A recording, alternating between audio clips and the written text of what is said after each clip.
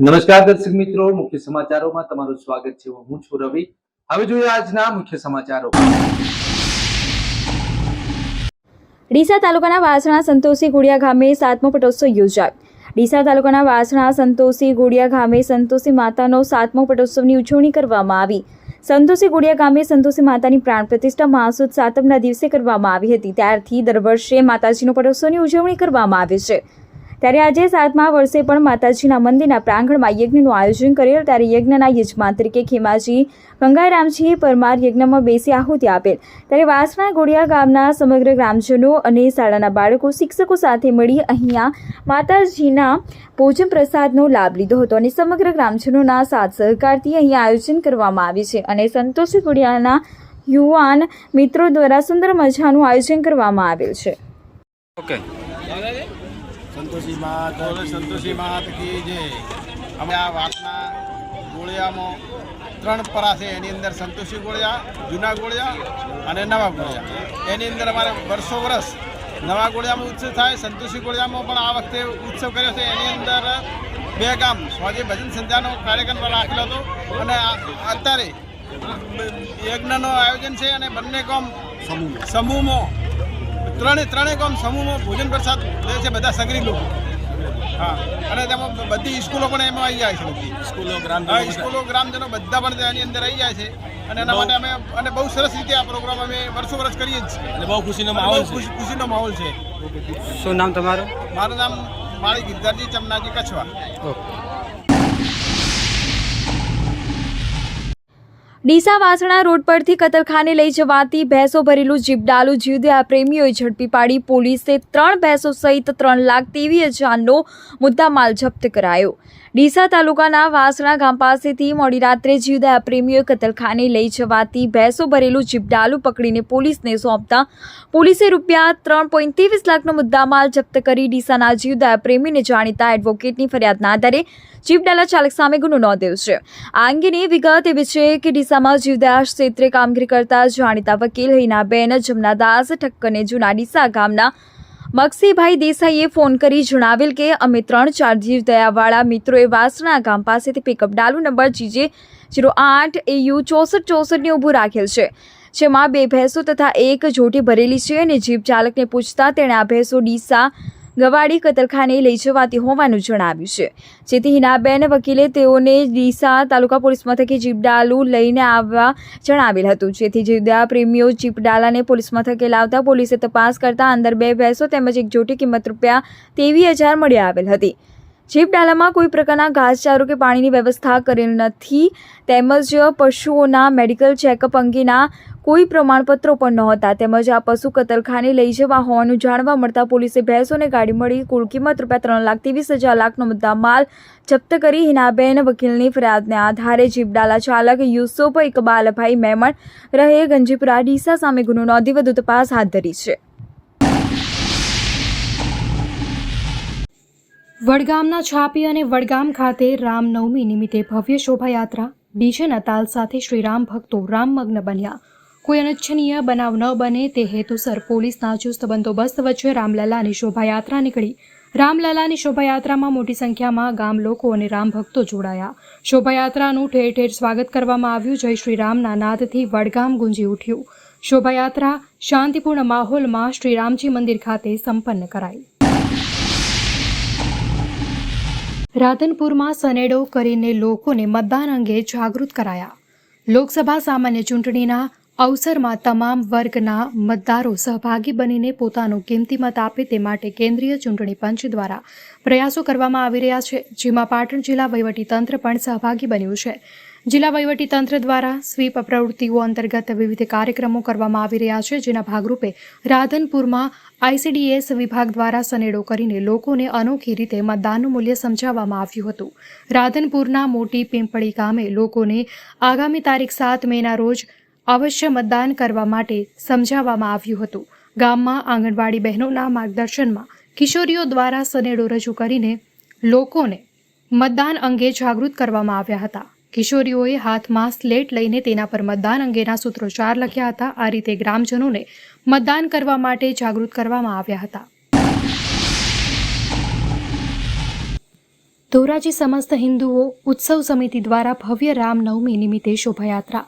સમસ્ત હિન્દુત્વ સમિતિ ભક્ત શ્રી તેશાબાપા અન્નક્ષેત્ર સહાયક ટ્રસ્ટ દ્વારા રામનવમી નિમિત્તે ભવ્ય શોભાયાત્રા નીકળી હતી. ધોરાજીના રાખોલિયા ચોક રામ મંદિર ખાતે રામ મંદિરના પૂજારી કનુભાઈ ભાવાનંદી દ્વારા ભગવાન શ્રી રામના મંદિરમાં મહાઆરતી દ્વારા ભગવાન શ્રી રામનો પ્રાગટ્ય ઉત્સવનો પ્રારંભ કરી ભવ્ય શોભાયાત્રાનો પ્રારંભ કરવામાં આવેલો હતો. શોભાયાત્રા ધોરાજીના રામ મંદિર ચોકથી પ્રારંભ થઈ જમનાવડ રોડ, પોસ્ટ ઓફિસ ચોક, જેતપુર રોડ, આવેડા ચોક, જીન મિલ રોડ, માધવ ગૌશાળા ચોક, શાક માર્કેટ થઈ સોની બજાર, મેન બજાર, ત્રણ દરવાજા થઈ સ્ટેશન રોડ થઈ અને રામ મંદિર ખાતે પૂર્ણ થયેલ હતી. શોભાયાત્રામાં વિવિધ અલગ અલગ શણગારેલા ફ્લોટ્સ, ભગવાન શ્રી રામની કલાકૃતિ સાથેના અભિનય સાથેના ફ્લોટો તેમજ ભક્ત શ્રી તેજા બાપા અને શિવશક્તિ ગ્રુપનું દાંડિયા રાસનું આકર્ષણ વગેરે સાથે ખૂબ જ સુંદર રામનવમી નિમિત્તે શોભાયાત્રા નીકળી હતી. કરોડો સનાતન ધર્મના અનુયાયીઓના આરાધ્ય દેવ ભગવાન શ્રી રામના પ્રાગટ્ય પર્વની દેશભરમાં ધામધૂમપૂર્વક ઉજવણી કરવામાં આવી છે. ભગવાન શ્રી રામના પ્રાગટ્ય સ્થાન અયોધ્યામાં સૌપ્રથમવાર શ્રી રામના પ્રાગટ્ય પર્વની ઉજવણી કરવામાં આવી રહી છે. ત્યારે સોલા ગામનો પૌરાણિક શ્રી રામ મંદિરમાં પણ શ્રદ્ધાળુ ભક્તોએ જય શ્રી રામના ગગનભેદી નારા સાથે રામ પ્રાગટ્ય પર્વની આસ્થા અને શ્રદ્ધા સાથે ભવ્ય ઉજવણી કરી હતી. સોલા ગામના પૌરાણિક શ્રી રામ મંદિરમાં નયનરમ્ય સુશોભન કરવામાં આવ્યું હતું. મોટી સંખ્યામાં શ્રદ્ધાળુઓએ જય શ્રી રામના ગગનભેદી નારા સાથે રામધૂન કરી હતી. બપોરે 12 વાગે શ્રી રામના પ્રાગટ્યોત્સવની ઉજવણી અંતર્ગત મહાઆરતી સાથે અન્નકૂટ પણ ભર્યા હતા. પાલનપુરના ડીસા હાઈવે પર રાજસ્થાનના મુખ્યમંત્રી ભજનલાલ શર્માની વિશેષ ઉપસ્થિતિમાં ભાજપની ભવ્ય વિજય સંકલ્પ સભા યોજાઈ હતી. સભામાં બનાસકાંઠાના તમામ જ્ઞાતિઓના મતદારો હજારોની સંખ્યામાં ઉમટી પડ્યા હતા. આમ ઠસોઠસ ભરેલી સભા જોતા બનાસકાંઠામાંથી કોંગ્રેસના સુપડા સાફ થવાના એંધાણ વર્તાઈ રહ્યા છે. સભામાં ભાજપના સ્ટાર પ્રચારક અને ઠાકોર સમાજના આગેવાન અલ્પેશ ઠાકોરે કોંગ્રેસ પર આકરા પ્રહારો કર્યા હતા અને નરેન્દ્રભાઈ મોદીને ત્રીજી વાર વડાપ્રધાન બનાવવા બનાસકાંઠા બેઠક પર ભાજપના કમળરૂપી ડોક્ટર રેખાબેન ચૌધરીને જંગી લીડથી જીતાડવા આહવાન કર્યું હતું.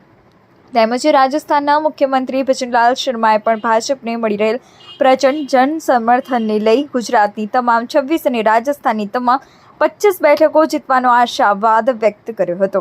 આ સભામાં પૂર્વ કેન્દ્રીય ગૃહ રાજ્યમંત્રી હરિભાઈ ચૌધરી, સાંસદ પરબતભાઈ પટેલ, માજી રાજ્યસભાના સાંસદ, ધારાસભ્યો, જિલ્લા ભાજપ પ્રમુખ સહિતના આગેવાનો, કાર્યકરોની વિશાળ સંખ્યામાં જનમેદની ઉપસ્થિત રહી હતી.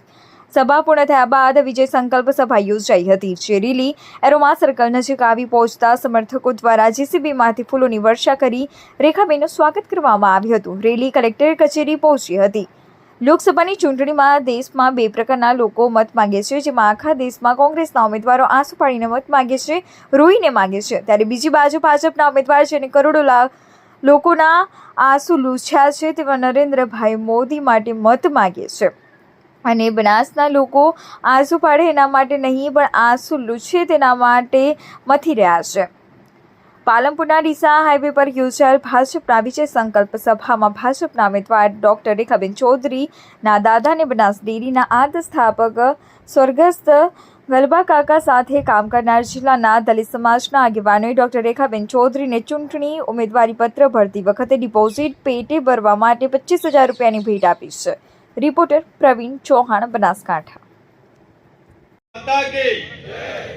બોલો જય જય શ્રી રામ.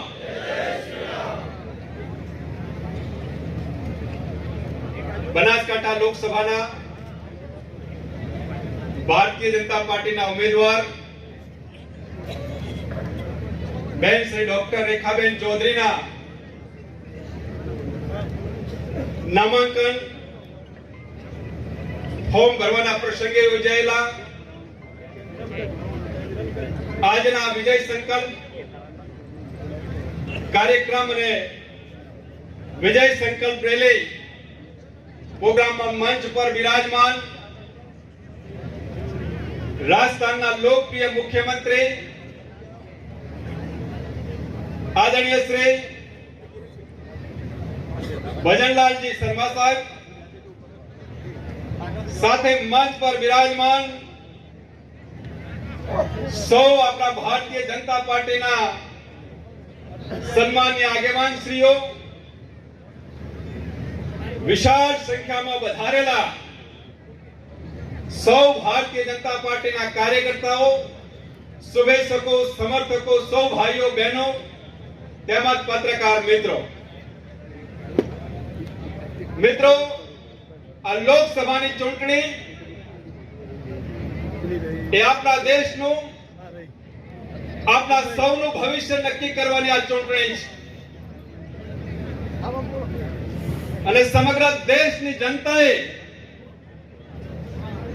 દેશનું ભવિષ્ય કોના હાથમાં હોવું જોઈએ એ નક્કી કરી લીધેલું છે.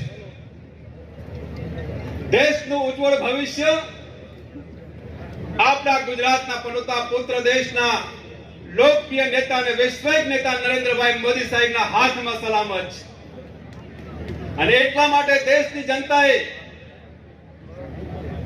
મોદી સાહેબને ત્રીજી વખત વડાપ્રધાન બનાવવા માટે આ વખતે 400 થી પણ વધારે સીટો પર વિજય બનાવવાનો સંકલ્પ કર્યો છે અને સમગ્ર દેશની જનતા એ મોદી સાહેબ ને પોતાનો પરિવાર માને છે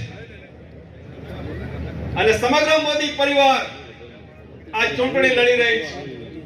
ભારતીય જનતા પાર્ટી એ વિકાસની રાજનીતિ માને છે. સૌ મંચસ્થ મહાનુભાવો, મિત્રો, બે વિચારધારાઓની લડાઈ ચાલી રહી છે આખા દેશમાં. એક જાતિવાદની, એક રાષ્ટ્રવાદની. આપણે કોની સાથે રહેવાનું છે બનાસકાંઠાના લોકોએ નક્કી કરી લીધું છે. નક્કી કરી લીધું છે ને? નક્કી કરી લીધું છે ને? મિત્રો, બે પ્રકારના લોકો મત માંગે છે.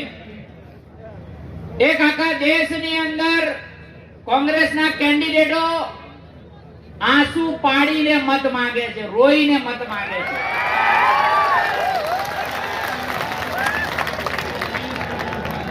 અને એક વિચારધારાના લોકો જેને કરોડો લોકોના આંસુ લૂછ્યા છે ને, એના માટે નરેન્દ્રભાઈ મોદી સાહેબ માટે મત માંગે છે. તો આ જનતા કોની સાથે છે? કોની સાથે છે? બસ આટલી જ વિનંતી કરવી છે કે નક્કી આપણે કરવાનું છે. આ મીડિયા છે એ દેખી રહી છે, બનાસના લોકો આંસુ પાડે એના માટે નહીં, પણ જે આંસુ લૂછે એના માટે મચી રહ્યા છે, એના માટે મત માંગવા માટે આવ્યા છે. આપ સૌનો હૃદયપૂર્વક ખૂબ આભાર. જંગી બહુમતીથી જીતાડીએ અને આજની રેલીની અંદર જે દ્રશ્ય જવાનું છે એ આખા દિલ્હી સુધી, નરેન્દ્રભાઈ સુધી પહોંચવાનું છે કે બનાસના લોકોએ નક્કી કરી લીધું છે 5 લાખની લીડથી ભારતીય જનતા પાર્ટી જીતવાની છે.